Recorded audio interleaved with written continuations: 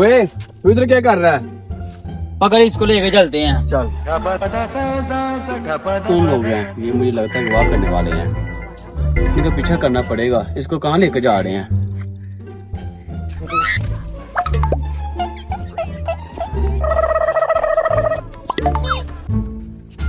आज तो तेरी खैर नहीं है। आज तो तेरी खैर नहीं, आज इसको टांगेंगे।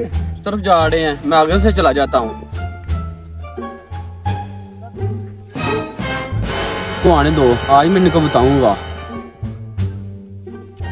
वे ये कौन है? ए कौन है बे तू? और अब इसको अगवा करके कहाँ लेके जा रहे हो? तो अपने काम से काम रख। तू होता कौन है बात करने वाला? चल साइड पे हो। छोड़ इन लड़के को, मैं इसको लेने आया हूँ।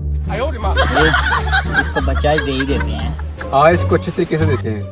हाँ।